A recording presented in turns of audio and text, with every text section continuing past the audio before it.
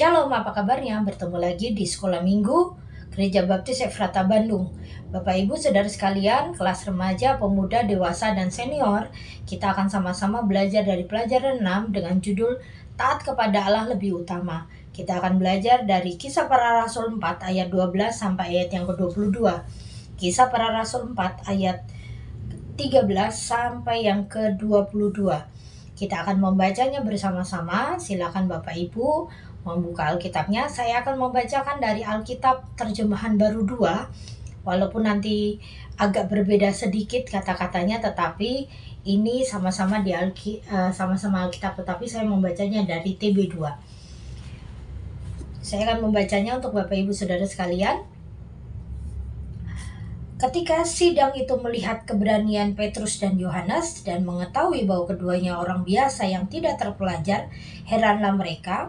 Mereka mengenali keduanya sebagai pengikut Yesus. Namun karena mereka melihat orang disembuhkan itu berdiri di samping kedua rasul itu, mereka tidak dapat mengatakan apa-apa untuk membantahnya. Setelah mereka menyuruh rasul-rasul itu meninggalkan ruang sidang, berundinglah mereka dan berkata, "Tindakan apakah yang harus kita ambil terhadap orang-orang ini, sebab telah nyata kepada semua penduduk Yerusalem bahwa mereka telah mengadakan suatu mujizat yang mencolok dan tidak dapat menyangkalnya. Tetapi supaya hal itu jangan makin luas tersebar di antara orang banyak, baiklah kita mengancam mereka supaya mereka janganlah berbicara lagi dengan siapapun dalam nama itu." Setelah keduanya disuruh masuk, mereka diperintahkan supaya sama sekali jangan berbicara dan mengajar lagi dalam nama Yesus. Namun Petrus dan Yohanes menjawab mereka, "Silakan kamu putuskan sendiri manakah yang benar di hadapan Allah, taat kepada kamu atau taat kepada Allah. Sebab tidak mungkin bagi kami untuk tidak berbicara tentang apa yang telah kami lihat dan dengar." Mereka semakin keras mengancam rasul-rasul itu, tetapi akhirnya melepaskan mereka juga. Sebab sidang itu tidak menemukan jalan untuk menghukum mereka, karena orang banyak memuliakan Allah berhubung dengan apa yang telah terjadi. Sebab orang yang disembuhkan oleh mujizat itu sudah lebih dari 40 tahun umurnya. Mari kita berdoa.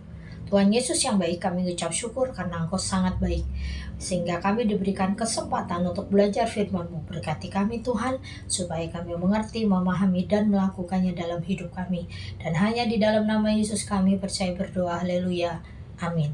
Bapak Ibu Saudara sekalian, di dalam kehidupan kita terkadang kita ditempatkan pada situasi-situasi yang sulit. Apakah kita akan menurut Tuhan atau kita menuruti keinginan orang lain yang lebih berkuasa saat ini. Mungkin kita juga menghadapi hal-hal bukan hanya kepada orang yang berkuasa, bahkan kita juga orang yang berjasa pada hidup kita.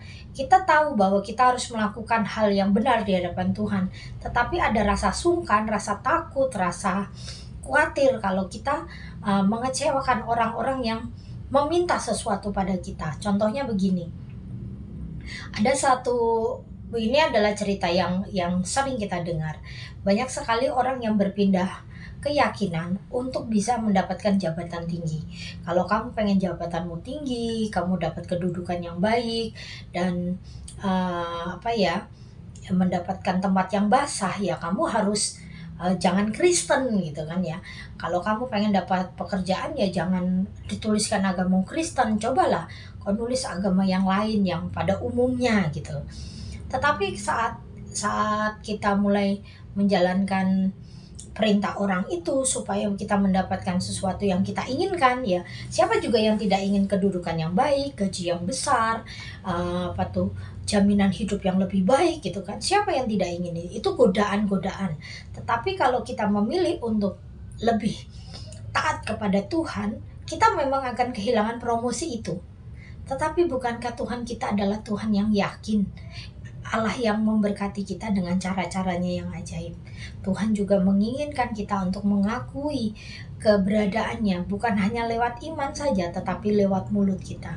Saat kita ditanya agamamu apa, kita tidak menjawab, takut nanti orang itu nanti akan tidak mau berteman lagi atau tidak mau bekerja sama lagi dengan kita. Itu berarti kita tidak yakin bahwa kita sebenarnya tidak yakin bahwa Tuhan itu adalah Tuhan dan Juru Selamat kita.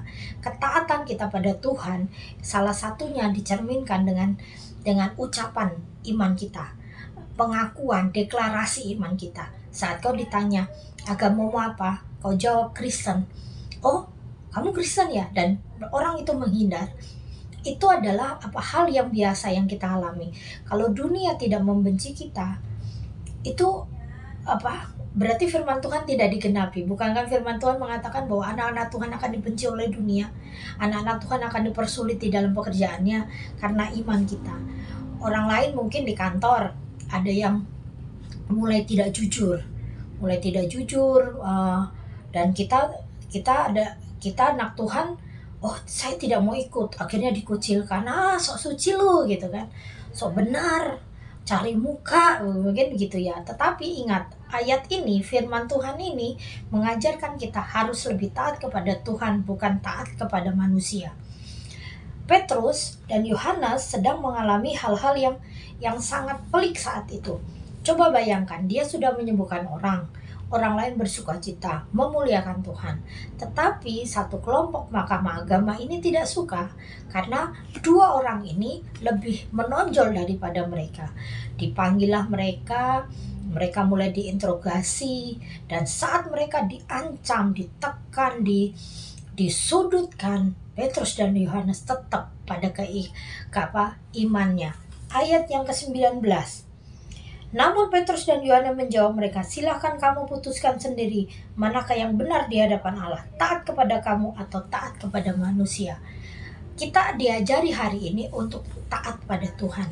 Taat pada Tuhan bukan soal perpuluhan saja, bukan soal persembahan, bukan soal datang ke gereja, bukan soal kita melakukan kegiatan rohani baik secara pribadi atau secara kelompok, bukan hanya itu. Tetapi taat kepada Tuhan salah satunya adalah kita melakukan hal yang benar di lingkungan kita yang bukan hanya kelompok kecil tapi di kelompok besar. Entah itu di dalam masyarakat, entah di sekolah, entah dalam pekerjaan, entah dalam organisasi-organisasi. Perhatikan baik-baik, jangan sampai kita lebih taat kepada orang lain daripada taat pada Tuhan. Ada satu kesaksian salah satu guru sekolah minggu di Gereja Baptis Efrata. Saat dia mulai masuk di UMKM Bandung, dan ada satu acara besar gitu kan. Satu acara besar karena dilihat hanya dia yang Nasrani, hanya dia yang Kristen, dan mereka punya dress code untuk memakai kayak sal, dan akhirnya kayak kerudung begitu. Yuk warna ini, dipanggillah teman saya gini, kamu aja pakai aja, walaupun bukan kerudung, bukan yang seperti ini, tetapi anggap aja kerudung begini. Tetapi dia, salah satu guru sekolah minggu ini bilang, tidak, saya karena Kristen, jadi saya nggak akan pakai itu. Biar nanti difoto sama, nggak usah, saya tetap seperti ini. Jadi waktu difoto memang cuma dia saja yang tidak memakai slayer atau kerudung begitu. Dan saya tanya kepada dia, kenapa enggak? Kan itu cuma penutup kepala, saya cuma muji begitu. Enggak, saya harus beda. Saya memang anak Tuhan, dan di tengah-tengah mereka saya harus jadi terang. Dan saya berani menyatakan iman saya.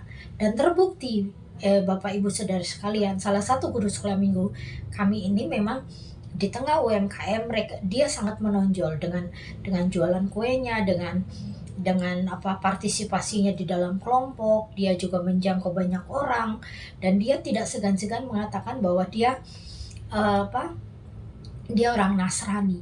Dan saat dia mengurus sertifikat halal gitu kan, di beberapa teman-teman gereja itu sangat mudah karena ada satu orang yang mengurus, tetapi dia memakai jalur pemerintah.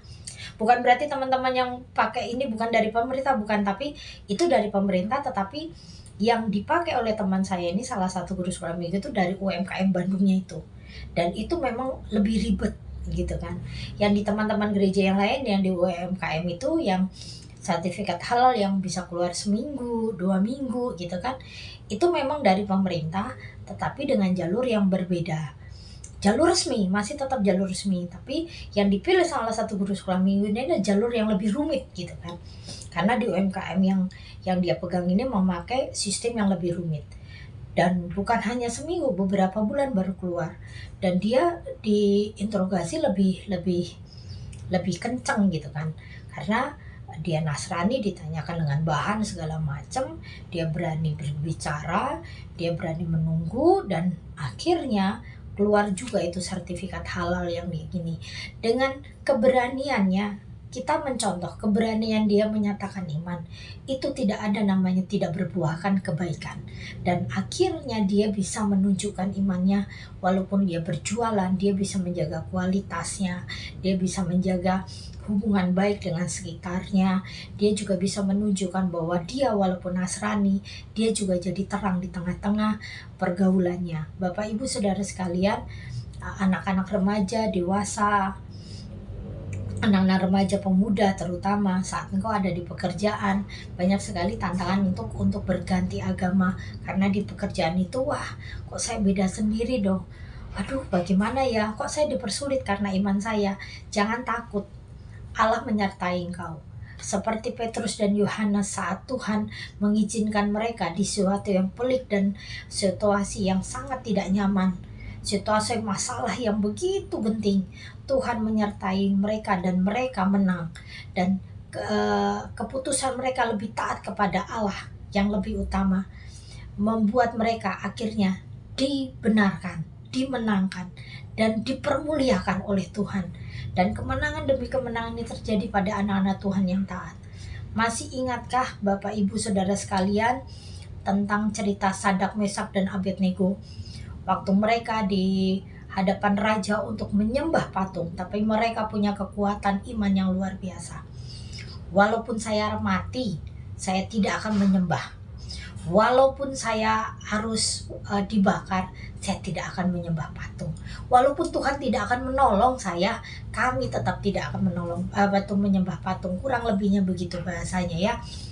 Waktu mereka menyatakan iman mereka dengan kuat, mereka dilemparkan di bara api yang begitu dahsyat. Mereka tidak mati. Bahkan malaikat Tuhan ada di situ melindungi mereka luar biasa. Ini adalah pelajaran buat kita semua, supaya kita berani menyatakan iman kita. Walaupun situasinya sulit, walaupun mengancam nyawa, cobalah berdoa pada Tuhan, minta kekuatan. Dan dari situ pasti ada kekuatan yang membuat kita berani mengatakan bahwa saya memilih kebenaran. Banyak cara untuk curang, banyak cara untuk kaya dengan cara-cara yang tidak baik, tetapi hanya ada satu cara untuk mendapatkan kemuliaan kekal, yaitu taat pada Tuhan. Bapak Ibu Saudara sekalian, apapun keadaan Bapak Ibu saat ini, mungkin di situasi-situasi yang sulit untuk memilih, tetapi biarlah firman Tuhan ini menjadi pedoman kita. Firman Tuhan ini menjadi kekuatan kita untuk melangkah di jalan kebenaran. Karena orang-orang yang berjalan kebenaran tidak akan pernah dipermalukan. Mari kita berdoa. Terima kasih Tuhan, hari ini kami diberikan pelajaran yang penting untuk lebih taat pada Tuhan daripada manusia. Urapi kami supaya kami terus bisa hidup dalam kebenaran-Mu, jalan bersamamu. Terima kasih Tuhan, berikan kami kekuatan, dan hanya di dalam nama-Mu kami percaya berdoa. Haleluya, amin. Sampai bertemu di sekolah minggu. Tuhan Yesus memberkati.